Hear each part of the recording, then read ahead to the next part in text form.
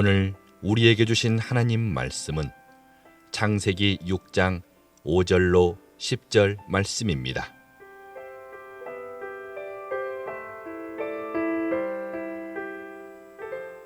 여호와께서 사람의 죄악이 세상에 가득함과 그의 마음으로 생각하는 모든 계획이 항상 악할 뿐임을 보시고 땅 위에 사람 지으셨음을 한탄하사 마음에 근심하시고 이르시되 내가 창조한 사람을 내가 지면에서 쓸어버리되 사람으로부터 가축과 기는 것과 공중의 새까지 그리하리니 이는 내가 그것들을 지었음을 한탄함이니라 하시니라.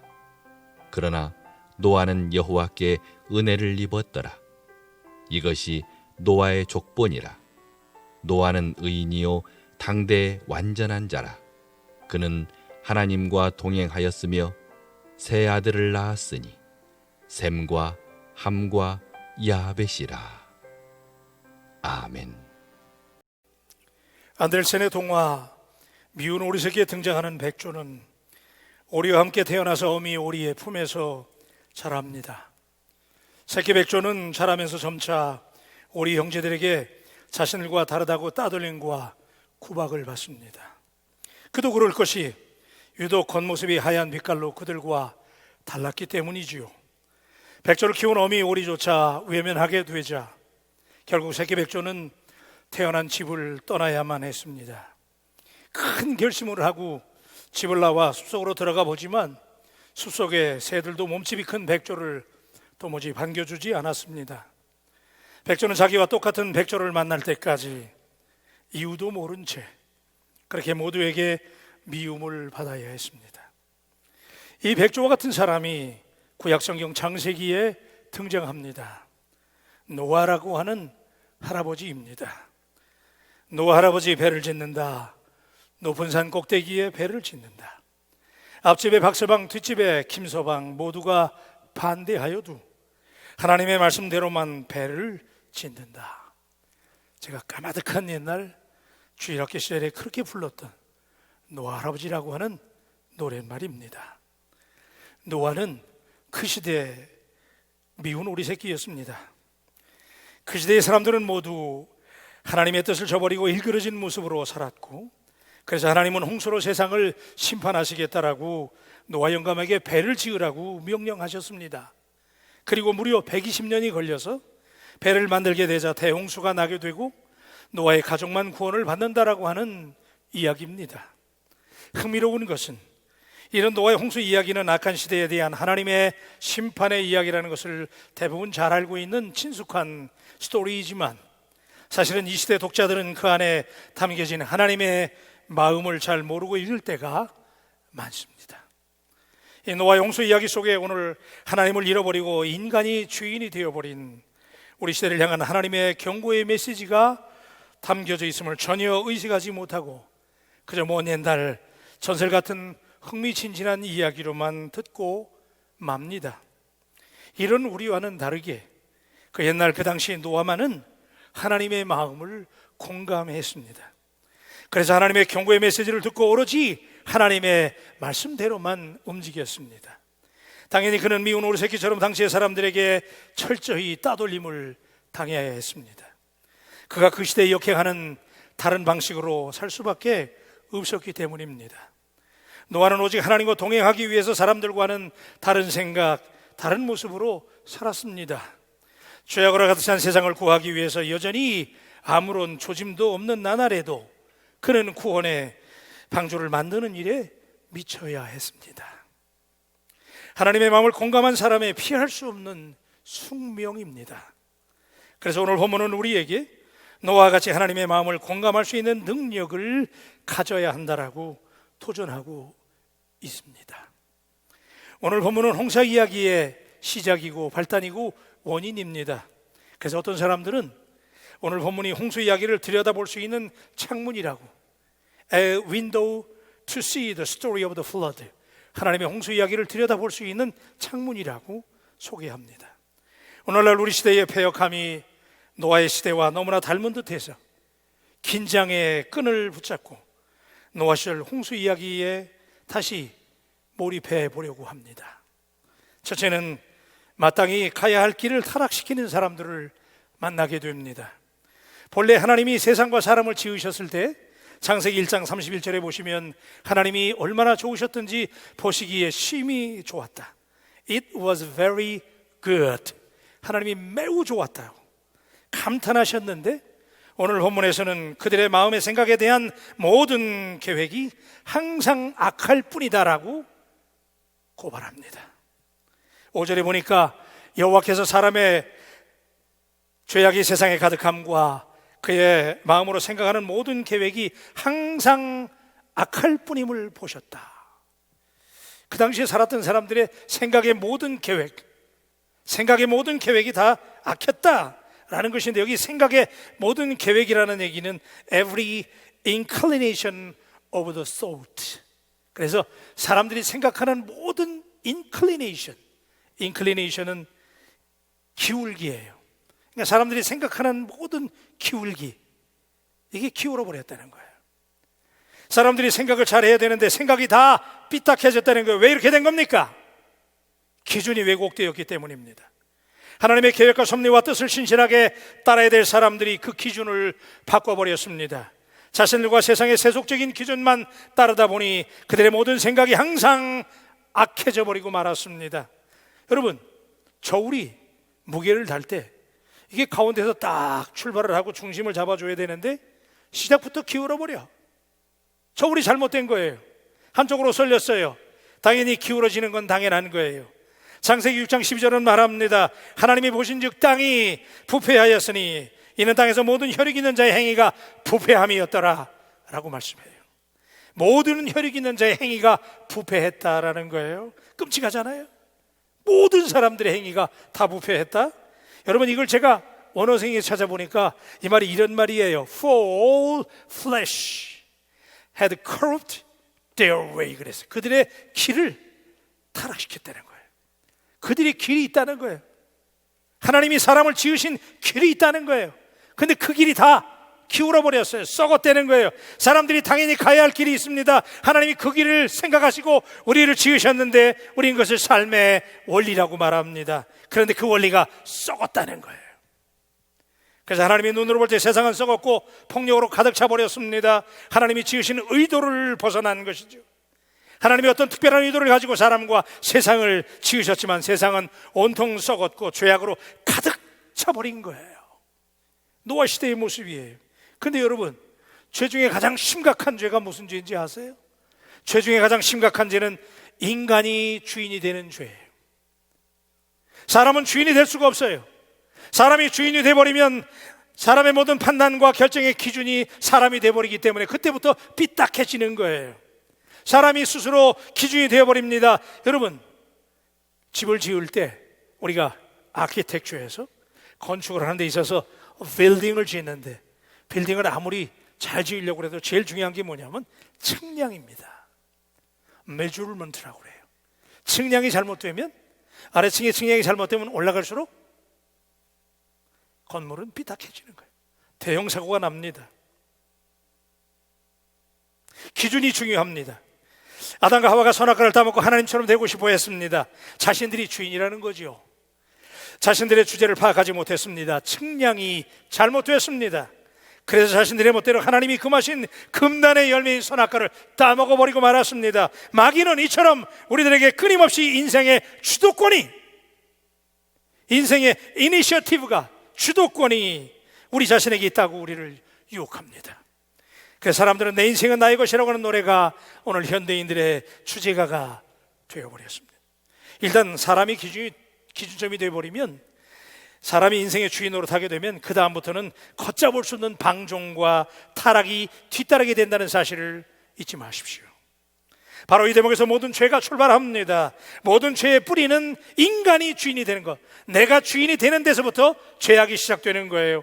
오늘 본문이 고발하고 있는 노아 시대가 바로 그 절정을 이루었습니다. 오늘날 우리 시대에 많이 하고 있는 사이비 종교, 돈, 탐욕, 음란함, 자기를 사랑함, 이런 것들은 인간이 중심이 된 세상의 대표적인 찌꺼기들입니다. 여러분, 인생의 진짜 주인이 누굽니까? 오늘 당신의 인생의 주인이 누구예요? 당신의 건강한 몸이에요? 보장된 시간이에요? 감정이에요? 의지예요? 물질이에요? 당신이 가지고 있는 재능이 주인입니까? 로마서 1장 25절에 이렇게 말합니다. 이는 그들이 하나님의 진리를 거짓 것으로 바꾸어 피조물을 조물주보다 더 경배하고 섬김이라는 거예요. 여러분, 오늘 이 시대 우리 모습이잖아요. 하나님이 예배를 받아야 되는데 피조물이 조물주보다 더 영광을 받는 세상이 되어버렸어요. 이런 상황에 대한 하나님의 감정은 슬픔이었습니다. 그런데 오늘 우리가 긴장하고 이 본문을 들여다봐야 되는 이유는 노아 시대의 세상의 모습이 오늘 우리가 살고 있는 시대하고 너무나 닮았어요. 디모데후서 3장 2절로 4절 이렇게 말씀하시죠. 사람들이 자기를 자랑해요. 돈을 자랑하며 자기를 자랑하며 교만하며 비방하며 사나우며 선한 것을 좋아하지 않아요. 배신해요, 조급해요, 자만해요. 쾌락을 사랑하기를 어떻게 한다고요? 하나님 사랑하는 것보다 더하되는 거예요. 오늘 사람들이 쾌락을 얼마나 좋아합니까? 이런 세상이 되어버렸잖아요. 어쩌다가 이런 세상이 된 거예요. 여러분, 하나님은 그래서 땅 위의 모든 생물들을 하나님이 지으실 때는 언제고, 하나님이 그 모든 생물을 I will wipe, 내가 세상을 쓸어버리겠다는 거예요. 하나님이 세상을 청소하시겠다. 7절에 보니까 이르시되 내가 창조한 사람을 내가 지면에서 쓸어버리겠다. 여러분, 살인과 폭력으로 피 흘림 가득한 오염된 세상, 땅의 자원들조차도 하나님을 예배하는 데 사용되는 게 아니라 우상을 섬기는 일에 인간의 쾌락을 위해서 사용되는 세상. 그래서 마침내 하나님은 인간의 죄악으로 오염된 이 땅을 쓸어버린다고 I will wipe, 청소하시겠대요. 하나님이 쓸어버리시겠다고 결단하신 까닭이 무엇입니까? 하나님이 우리처럼 속이 좁아서? 하나님이 지금 욱해가지고? 하나님이 지금 분을 참지 못해가지고? 결코 아니에요. 단지 인간들이 더 범죄해서 더 참혹한 결과를 가져오게 될 것을 하나님께서 막기 위해서 안타까운 마음으로 하나님이 결심하신 것이 내가 세상을 청소하겠다는 거예요. 역설적으로 이 대목은 미움보다 더 진한 하나님의 사랑 때문인 것을 오늘 우리가 발견할 수 있게 되기를 축복합니다. 두 번째, 저는 사람들 때문에 슬픔과 고통으로 가득 찬 하나님의 모습을 관찰하려고 해요. 이런 세상과 사람들을 바라보시는 하나님의 감정은 땅 위에 사람 지으셨음을 한탄하시고 마음에 근심하셨다는 거예요. 여러분, 6절에 보니까 하나님의 마음이 얼마나 절절했는지 6절이 묘사합니다. 우리 다 같이 한번 할까요? 시작. 땅 위에 사람 지으셨음을 한탄하사 마음에 근심하시고. 여러분, 하나님도 근심해요? 아니, 하나님도 한탄하세요? 아니, 그 완벽한 하나님이 어쩌자는 거예요? 여러분, 여기 한탄하사라고 하는 이 말은 It depends the Lord, 하나님이 후회하셨다. 사람들이 얼마나 악했으면, 세상이 얼마나 악으로 가득 찼으면 하나님이 후회하실까? 성경에 보면 하나님께서 후회하신 대목이 있지요. 사울왕을 하나님이 왕으로 세우신 걸 후회하셨잖아요. 그죠? 그렇게 아름답게 보였는데 하나님이 그를 왕으로 세우고 하나님이 나중에 교만한 사울을 향해 하나님이 후회하셨다는 거예요. 여러분, 하나님이 한탄하시고 후회하셨던 사울은 전쟁터에서 비참하게 죽었습니다. 하나님이 한탄하셨다고 하는 이 표현은 하나님이 심히 슬퍼하셨다는 거예요. 후회하실 정도로 마음이 아프셨다는 거예요. 그래서 어떤 분은 영어 성경에 보니까 이걸 이렇게 번역했더라고요. The Lord was very sorry that He had made human on the earth. 땅 위에 사람 지으신 것을 He was very sorry. 하나님이 미안하셨대. 우리가 사람들한테 그러잖아요. I'm sorry 그러잖아요. 미안하다고. 하나님 스스로가 미안해 하셨대. 여러분, 이 하나님의 마음을 공감합니까? 하나님이 그렇게 보기 좋았는데 사람을 지으시고 세상을 지으시고 그렇게 좋아하셨던 하나님, 그런데 그 하나님이 스스로 I'm sorry, 미안해 하셨대요. 이게 하나님의 마음이에요. 여러분, 한탄하시는 하나님을 가볍게 넘기지 마세요. 만약에 오늘 말씀을 듣는 가운데 하나님이 당신을 바라보실 때 하나님이 후회하신다면, 한탄하신다는 감정을 느끼신다면 당신은 지금 당장 하나님 앞에 돌아설 수 있게 되기를 주의 이름으로 축복합니다. 하나님이 오래 참으신다고 해서 하나님의 인내를 테스트하는 어리석은 바보가 되지 않기를 바랍니다. 사실 하나님은 후회하시는 분이 아니십니다. 그런데 후회하셨다라고 오늘 이렇게 표현된 것은 후회하실 정도로 마음이 찢어지셨다는 거예요. 하나님은 인간을 사랑하시고 믿어주시고 참으시지만 반복해서 배신하고 하나님의 마음을 아프게 할 때는 하나님이 슬퍼하세요. 우리 하나님이 후회하시는 사람이 아니라 하나님이 기뻐하시는 사람, 하나님이 언제든지 당신을 바라볼 때 I'm very happy, 하나님이 행복하시다고 말하는 하나님의 사람들이 되시기를 주의 이름으로 축원합니다. 여기 근심하셨다 그랬잖아요. 하나님이 사람들이 타락하니까 하나님이 근심하셨다. 하나님도 근심해? 네 근심했다고 하는 이 말을 원어성에 찾아보니까 고통으로 가득하셨대. His heart was filled with pain. 하나님의 마음이 고통으로 가득했다. 그렇게 사람들이 타락했어요. 여러분, 성경에서 좀처럼 찾아보기 어려운 하나님의 진한 슬픔을 인간이 가진 감정으로 폭로하는 이유는 어디에 있습니까? 몹시 분노하셔야 될 상황인데 하나님은 도리어 슬퍼하셨대. 이것이 오늘 우리들을 향한 하나님의 감정일 수 있다는 사실을 기억하십시다. 자신들의 길을 스스로 타락시키는 사람들을 향해서 하나님은 오늘도 슬퍼하십니다. 당신의 자리를 지키지 못하고 지금도 시험에 빠져서 근심하고 하나님의 길에서 탈선해 있는 당신을 바라볼 때 하나님은 지금 슬퍼하세요. 그리고 이렇게 슬퍼하시는 하나님의 결단은 세상을 청소하는 하나님의 액션으로 나타났어요. I will wipe. 내가 세상을 쓸어버리겠다. 여러분, 자, 세상이 이렇게 약해졌잖아요. 근데 오늘 말씀 앞에 보면 하나님이 정말 화났던 장면이 나와요. 왜 하나님 화가 나셨냐면 창세기 6장 1절로 2절에 보면 사람이 땅 위에 번성하기 시작할 때에 그들에게서 딸들이 낳는데 하나님의 아들들이 사람의 딸들의 아름다움을 보고 자기들이 좋아하는 모든 여자를 아내로 삼았대요. 여러분, 이럴 수 있는 거예요? 모든 여자를 아내로 삼을 수 있는 거예요? 세상이 이렇게 썩었어요. 근데 여기 여러분 주경가들의 해석을 빌려보면 이런 얘기예요. 여기 하나님의 아들들이라고 그랬잖아요. 이 하나님의 아들들이 누구냐면 하나님의 언약을 계승해야 될 셋의 후손들이에요. 셋이 누구예요? 아벨이 죽었잖아.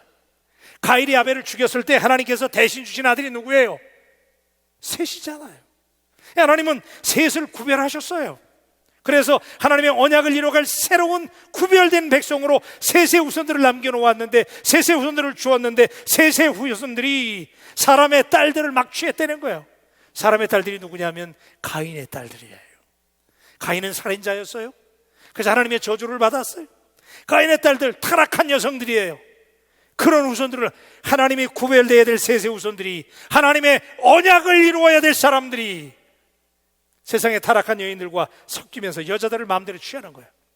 여러분, 오늘날도 이런 짓은 안 하잖아요. 근데 길에 나가서 여자들을 마음대로 취했다는 거예요. 이 세상이 완전히 타락한 거 아니에요. 그리고 그 여자들을 그냥 보이는 대로 막 그냥 필요한 대로 자기들이 그냥 막 하룻밤 자고 집 멋대로야. 그리고 그 여자들을 집에 데리고 가서 식모로 삼고 노예로 삼는 일이 빈번했다는 거예요. 누가? 하나님의 아들들이, 셋의 후예들이, 구별돼야 될 셋의 후예들이, 하나님이 희망을 가지고 있었던 셋의 후예들이 이렇게 타락해버리는 거예요. 타락하다 이렇게 타락했어요. 이렇게 해도 사람들이 그들을 손가락질 안 해요. 그게 오히려 미덕인 세상이에요. 여러분, 그들마저 세속적인 가인의 후손, 여인네들을 마음대로 유인하는 세상이 되어버리니까 하나님이 탄식하셨어요.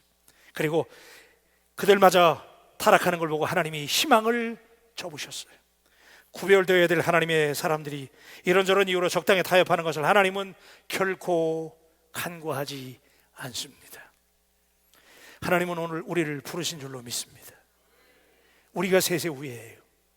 이 땅을 구하라고 하나님이 언약의 백성으로 우리를 불러주셨는데, 우리마저 세상에 섞여 살면서 우리마저 세상에 오염된 속에 섞여버린다면 하나님은 세상을 심판하실 수밖에 없어요.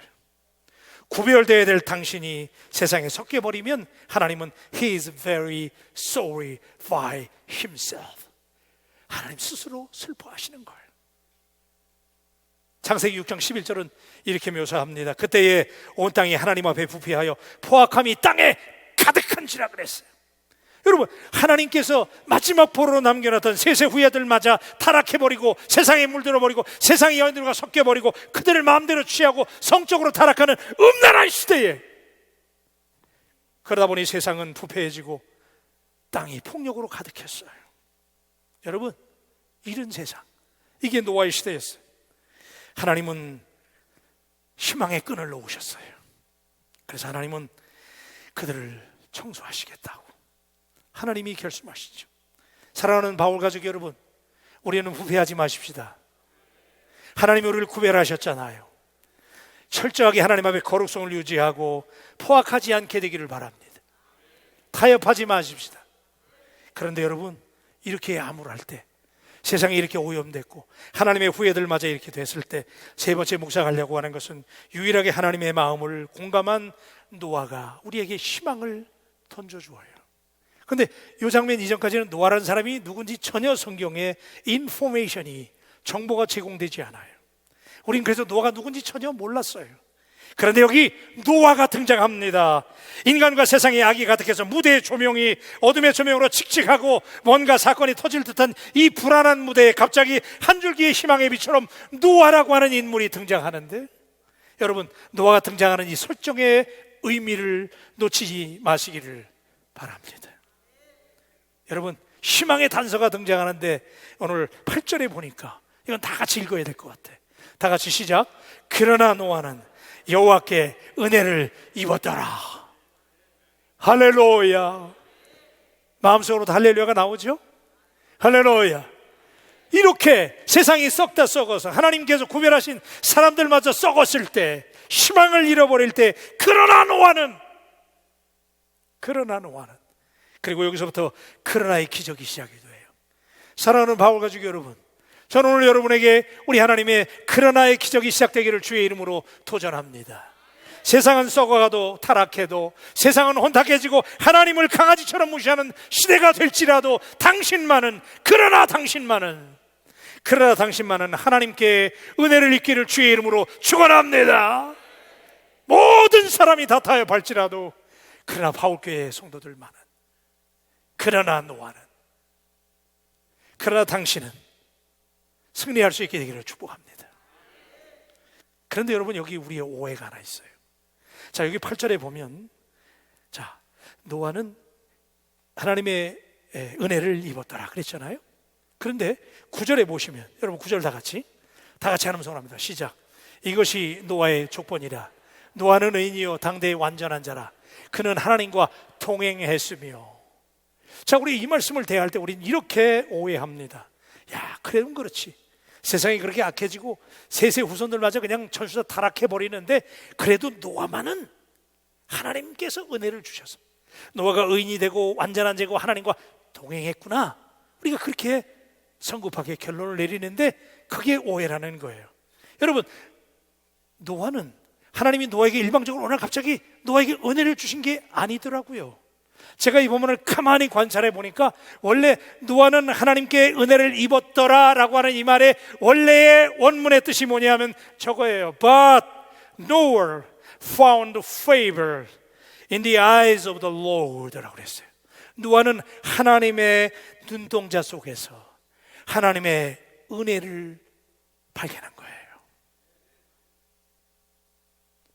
쉬운 얘기로 말씀드리면, 사람들은 다 땅만 쳐다보고 사는데, 그래서 타락해 가는데, 어느 날 노아는 하나님의 눈동자를 바라보, 하나님의 눈동자 속에 있는 그 시대를 향해서 슬퍼하는, 사람 지으심을 후회하시고 탄식하시는 하나님의 눈동자를 바라보면서 노아가 하나님의 눈동자 속에서 은혜를 발견했다는 거예요.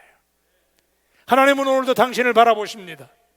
하나님은 오늘도 주무시도 졸지도 아니하시고 하나님은 당신을 지켜보시는 줄로 믿습니다. 하나님은 당신이 삐딱한 길로 나아갈 때, 당신이 시험에 들었을 때, 하나님이 정하신 길에서 이탈했을 때, 하나님은 당신을 보시면서 슬퍼하시는데 우리는 너무나 바빠요. 하나님의 눈동자를 바라볼 시간도 없어요. 노아는 하나님의 눈동자를 바라봤어요.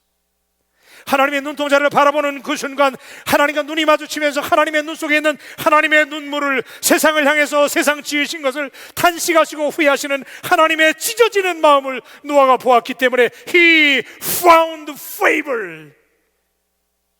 하나님이 먼저 은혜를 주신 게 아니라 노아가 하나님의 눈 속에 있는 하나님의 눈물을 보았어. 가스마리 하시는 하나님의 페이버를 보았어요. 하나님의 슬픔을 보았어요. 사랑하는 여러분, 그래서 노아는 변하기 시작합니다. 변한 결과는 이거예요. 노아는 당대의 의인이요 완전한 자요 하나님과 동행했다는 사실을 믿으시기를 바랍니다. 노아는 철저하게 변합니다. 여러분, 사람이 언제 바뀝니까? 사람이 언제 변화됩니까? 우리가 하나님을 의식할 때 하나님의 눈동자를 바라보고 당신을 바라보시면서 흐느끼시는 하나님의 눈동자 속에 하나님의 눈물을 볼 때 당신이 그리스도인이라면 변하게 될 줄로 믿습니다. 노아는 바뀝니다. 하나님의 눈물을 보면서, 하나님의 눈 속에 있는 세상을 향하시는 하나님의 페이버를 보면서 He found favor in the eyes of the Lord. 하나님의 눈 속에 있는 눈물을 보면서 세상을 너무나 사랑하시는 하나님의 슬픔을 마주하면서 노아는 하나님과 동행하기를 결심해요. 사랑하는 여러분, 오늘 우리가 하나님의 눈동자를 얼마나 의식하고 살아갑니까? 저는 당신에게 분명히 묻습니다. 오늘 그러나 노아는 하나님의 눈에서 은혜를 찾았더라. 오늘 당신을 바라보시고 안타까워하시는 하나님의 은혜를, 하나님의 기다림을, 하나님의 슬픔을 볼 수 있게 되기를 주의 이름으로 축복합니다. 그래서 당신이 은혜를 아는 사람이라면 저는 말씀을 해주면서 당신에게 묻기를 원합니다. 오늘 노아의 홍수 이야기는 그러므로 하나님의 심판의 이야기가 아닙니다. 사실은 이것은 하나님의 슬픔에 대한 이야기입니다. 자신들이 마땅히 해야 될 길에서 타락하고 악해져가는 사람들을 바라보시는 하나님의 슬픔에 대한 이야기입니다. 지금도 하나님은 우리들을 바라보시면서 은혜를 베풀고 계십니다. 저는 그런 생각을 합니다. 코로나 바이러스 세상이 팬데믹이 돼서 우리가 대재앙에 직면해 있는데 온 세상이 몸살을 앓고 있는데 전대미문의 이 전염병은 우리가 그동안 쌓아올린 과학 문명과 물질 만능의 금자탑이 얼마나 별 볼 일 없는 것인지, 그래도 너희들이 주인이라고, 그래도 너희들이 세상의 주인공이라고 외칠 수 있겠느냐? 하나님은 오늘 어쩌면 코로나 바이러스의 역병을 통해서 우리에게 말씀하시는 것은 아닐까요? 동성애와 낙태와 간음과 마약 중독과 무분별한 성적인 문란함, 이루 말할 수 없는 세상의 타락, 이걸 바라보면서 찢어지는 마음으로 하나님께서는 어쩌면 소셜 디스턴싱, 사람들과 거리를 둬야 되지만 하나님하고는 가까워지라고 God spiritual nearing, 하나님과 가까워지라고 하나님 우리에게 말씀하시는 줄로 믿습니다. 오늘 본문에서 우리가 반드시 당신이 이 성전을 떠나기 전에 당신의 심장 속에 반드시 저장해야 될 장면은 노아가 하나님의 눈에서 눈물을 보면서 하나님의 눈동자를 바라보면서 그가 가슴을 치면서 하나님의 눈동자를 바라보면서 노아가 변하는 장면을 당신의 심장 속에 캡처하시고 돌아갈 수 있기를 주님의 이름으로 축원합니다. 오늘 우리가 이 하나님의 눈동자의 눈물을 볼 수 있다면 오늘 우리 시대를 향한 바울교회를 바라보시면서 가슴 찢어지는 마음으로 슬퍼하시는 하나님을 보실 수 있다면 오늘 우리 교회가 변해야 될 줄로 믿습니다. 노아는 그때부터 변합니다. 마치 미친 듯이 노아는 110년 동안 산속에서 방주를 만듭니다. 그래서 사람들이 이 멀쩡한 날에 햇빛이 쨍쨍 내리쪼이는 이 날에 산꼭대기에 배를 만드냐고 노아에게 물었습니다. 심지어 비난하고 조롱했습니다. 노아 영감이 여호와를 믿더니 정신병자가 됐다고 소문이 나기 시작합니다. 그렇게 믿어야 되느냐? 적당히 좀 믿어라. 그러나 노아는 조금 더 흔들리지 않습니다. 왜냐하면 노아는 하나님의 눈동자를 보았기 때문에, 그리고 슬퍼하시는 하나님의 사랑을 공감했습니다. 하나님께서는 120년이라는 시간을 유예해 주셨지만, 그리고 슬퍼하시는 하나님의 사랑을 노아는 공감하면서 그래도 마음이 조급했어요. 120년이 긴 것 같은데 노아는 하나님의 심판이 올 것을 알았기 때문에 노아의 마음이 조급했습니다. 그래서 무려 480세, 여러분 480세, 48살이 아니고 480세의 노아는 통나무를 쥐고 지어 날랐습니다. 따뜻한 봄철에는 그래도 할만했습니다. 그런데 무더운 여름날 찌는 듯한 땡볕에 온몸이 땀으로 뒤범벅이 되었지만 그래도 그는 높은 산을 오르락내리락 쉼없이 통나무를 치고 날랐습니다. 가을날에 산란한 바람이 그의 마음을 울적하게 만들 때도 있긴 했지만 그러나 노아는 변함이 없었고 혹독한 추위에 옷깃을 여미게 만드는 차가운 겨울날에도 그는 결코 배 만드는 일을 포기하지 않았습니다. 그렇게 해가 바뀌기를 120번. 노아는 하나님이 큰 홍수를 내리실 것인데 거기서 살아남으려면 큰 배를 만들어야 된다고 사람들에게 목이 터져라고 외쳤습니다. 당신들 빨리 회개하고 하나님께 돌아와야 된다고, 재앙이 임할 것이라고 노아가 사람들에게 외쳤지만 사람들은 노아의 정신이 이상해졌다고 무시했어요. 비난했어요. 결과는 여러분들이 아시는 대로 The greatest flood in history, 인간의 역사 속에 가장 큰 홍수, 천대미문의 40일 동안 밤낮으로 하늘이 찢어진 것처럼, 하늘이 열린 것처럼 피가 쏟아지기 시작, 벼락과 함께 피가 쏟아지기 시작하는데 그때 사람들이, 어떤 주경가들이 얘기를 들어보니 이렇게 표현하더라고요.